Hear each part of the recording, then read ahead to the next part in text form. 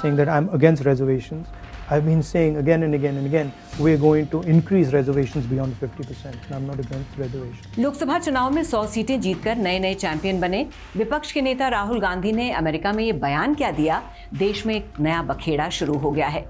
चुनाव तो हो गए, लेकिन कांग्रेस नेता राहुल गांधी अब भी आरक्षण की पींग बजाने में लगे हैं। चुनाव के बाद 18वीं लोकसभा के पहले संसद सत्र में राहुल ने खुला ऐलान किया था कि जाति जनगणना तो होकर रहेगी। ऐसा इसलिए करवाना चाहते हैं ताकि जितनी आबादी उतना हक के अपने नारे को जमीन पर उतार सके और आरक्षण की वैध सीमा 50% को बढ़ाए जाने का दबाव सरकार पर बना सके।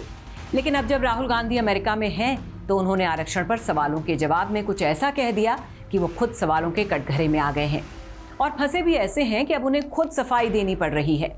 आरक्षण पर दिए अपने बयान पर राहुल की तरफ से सफाई आना अपने आप में सबूत है कि आरक्षण पर उन्होंने जो कहा है उससे कम से कम उनके चैंपियन की छवि को बट्टा लगने का डर तो जरूर था। फिर हरियाणा और जम्मू कश्मीर में विधानसभा चुनाव भी तो होने जा रहे हैं। उनके बयान का सीधा खामियाजा उन्हें इन चुनावों में उठाना पड़ सकता है। We feel very strongly that there is a very, very deep problem of participation. And we're going to address that problem. I don't see it as a Mandal versus Kamandal issue. And what we're saying is different than the idea of only reservations. What we're saying is we want a comprehensive understanding first of what's going on, and then we're going to apply a series of policies to correct it, reservation being one of them.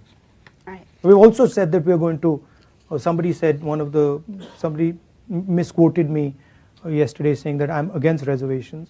I've been saying again and again and again, we're going to increase reservations beyond 50%. And I'm not against reservations. अब आरक्षण पर कोई बयान आया तो दलितों का जिम्मा अपने कंधों पर लिए मायावती कैसे चुप रह सकती हैं?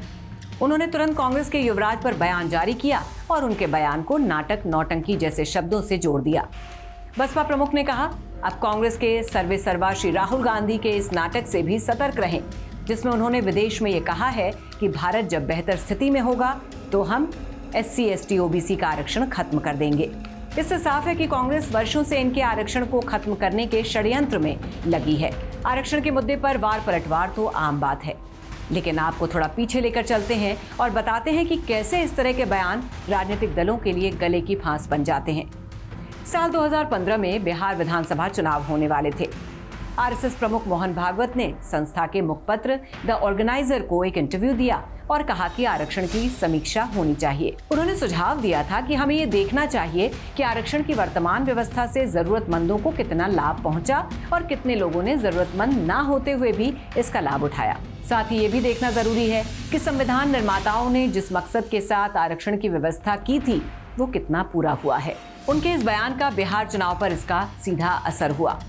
चुनाव परिणाम आए तो संघ की राजनीतिक शाखा बीजेपी को बड़ा झटका लग चुका था। विरोधियों को समझ आ गया कि आरक्षण बीजेपी की दुखती रग है और तब से चुनाव के वक्त आरक्षण के मुद्दे को उठाया जाता है और भुनाया जाता है। 2024 में भी यही हुआ। लोकसभा चुनावों से पहले बीजेपी का विजय रथ रोकने में पूरा दम झोंकने के लिए नया इंडिया अलायंस बना और आरक्षण को सबसे बड़ा अस्त्र बनाया गया। ये फिर से काम कर गया और बीजेपी बहुमत का आंकड़ा तक पार नहीं कर पाई। दरअसल ये माना जाता है कि आरक्षण के हथियार का वार कभी खाली नहीं जाता। देश के एक बड़े वर्ग के लिए संविधान को जानने और मानने का दायरा आरक्षण से बहुत आगे नहीं जाता, लेकिन उस वर्ग के मुट्ठी भर ताकतवर लोग आरक्षण के लाभ की बहुत बड़ी हिस्सेदारी अपने नाम कर लेते हैं। इस वजह से उन लोगों की एक बड़ी जमात तैयार हो गई है जो पीढ़ियों से आरक्षण की सीढ़ी पर सवार है और नीचे खड़े लोग इंतजार के सिवा कुछ नहीं कर पाते।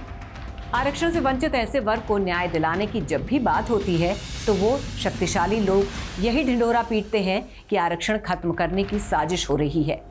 यही वजह है कि 2015 में बिहार विधानसभा चुनाव के वक्त मोहन भागवत का बयान हो या फिर 2024 के लोकसभा चुनाव में बीजेपी का अब की बार 400 पार का नारा हो।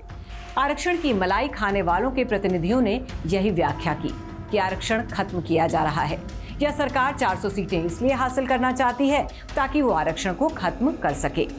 अब तो ये परिपाटी सी बनती जा रही है कि अगर वंचित वर्ग तक आरक्षण का फायदा पहुंचाने की बात की तो चुनाव मैदान में लहूलुहान होना तय है। वैसे तो पिछले चुनाव में बीजेपी का विजय रथ रोकने वाले राहुल गांधी इन दिनों 7वें आसमान में हैं।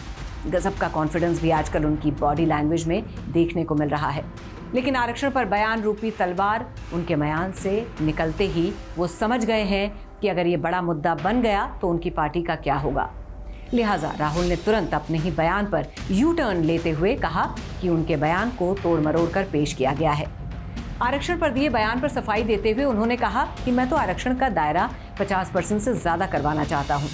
इसके लिए जातीय जनगणना पर अड़ा हुआ हूं। लेकिन अगर राहुल बाबा से पूछा जाए कि बिहार में जातीय जनगणना के बाद आरक्षण व्यवस्था में क्या बदलाव आया, या फिर पूछें कि कर्नाटक में 2013 से 18 तक रही कांग्रेस की पिछली सरकार में हुई जातीय जनगणना की रिपोर्ट अब तक सार्वजनिक क्यों नहीं की गई, तो इसका कोई जवाब राहुल के पास नहीं है। यहाँ तक कि युवराज इस पर भी बात नहीं करना चाहते हैं कि ओबीसी कोटे में सेंध लगाकर मुसलमानों को आरक्षण देना संविधान की भावना के अनुकूल कैसे है। खैर, शायद इसे ही राजनीति कहते हैं। किसी को चोट पहुंचाकर हितैषी कहलाने की कला में महारत पाना आसान थोड़ी है, लेकिन राहुल बाबा ने तो ये कर दिखाया है। आरक्षण पर राहुल गांधी के बयान और फिर चतुराई से दी गई सफाई पर आपकी क्या राय है, हमें कमेंट करके जरूर बताइए। फिलहाल के लिए बस इतना ही। श्रेष्ठ उत्तराखंड पर खबरों से जुड़े रहने के लिए चैनल को सब्सक्राइब और लाइक करें, बेल आइकन दबाएं और देखते रहें श्रेष्ठ उत्तराखंड।